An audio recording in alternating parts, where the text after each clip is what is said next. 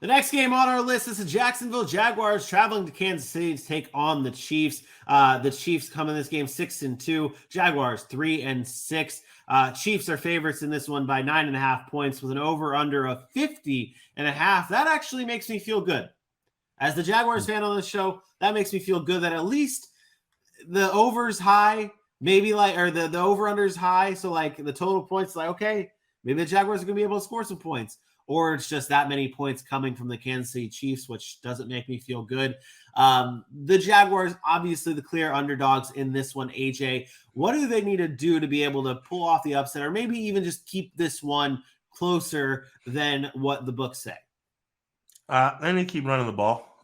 Travis Etienne has shown that he can handle a workload. And I know we worry he's brittler apparently and small and doesn't have the power behind him. But you look at what he's done over the last 3 weeks, 379 yards, 4 touchdowns. They found a gem. That chemistry between Trevor Lawrence and Travis Etienne from Clemson is hitting on this offense, and it's looking really good. Travis Etienne's kind of the bailout for Trevor Lawrence.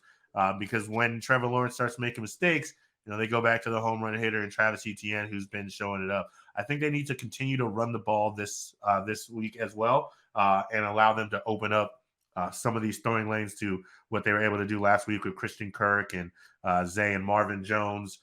Maybe Evan Ingram gets back into the fold. But if they can run this ball, if they can, take those short throws that are just in front of them. Last week the Chiefs gave up 172 rushing yards, and another 100-yard game from Etienne won't hurt. Yeah, it's it makes a difference when that rusher is Derrick Henry. But I do think Travis Etienne is going to be a big part of this offense, and not even just in the running game. I think they're going to have to get him involved in the passing game. I think the game script for this one, obviously, the Chiefs offense, one of the best, if not the best, in the NFL. Definitely going to be putting up points on this Jaguars defense that has struggled over the past.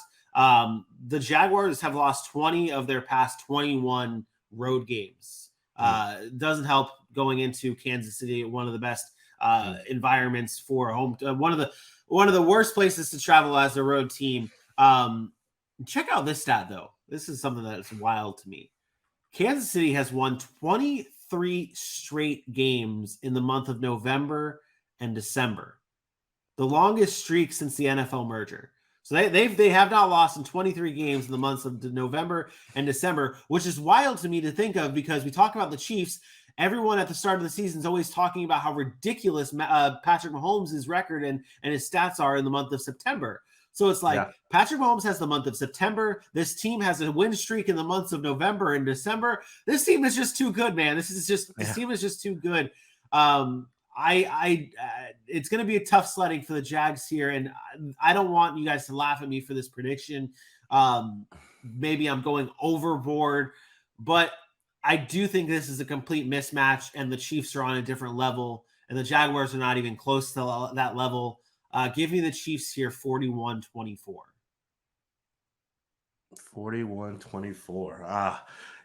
That's a possibility that later in the game when it's been over and, it's been ugly, they just end up putting a couple more. Okay. Put on a couple more. I hate you, Joey. Maybe they put on a couple more points at the end. I don't have it being that big. I do have this offense putting up points, though. And but the Jaguars, they've looked a lot better. Their defense is better than it's been in previous years. And they may get a couple stops, and I don't know if they can get them up to 41. But I have it the Chiefs 31-21 in this one. It's gonna break my heart. I just want to see. I just want to as the Jags. I want to see a close. I want to see them be competitive. Even though I have it being a big blowout, there's still ways for you to be competitive and not be out of this game completely. Besides week 2 and 3, the Jaguars haven't really been blown out. I mean, they've been in there. I mean, you're talking about all 1 yard against the Giants. Possession games. All one possession games. Competitive is not the problem. It's finishing those competitive games. Yeah. And I nor you and nor Aaron think that the Jaguars can win as it's a clean sweep for the Chiefs over the Jacksonville Jaguars.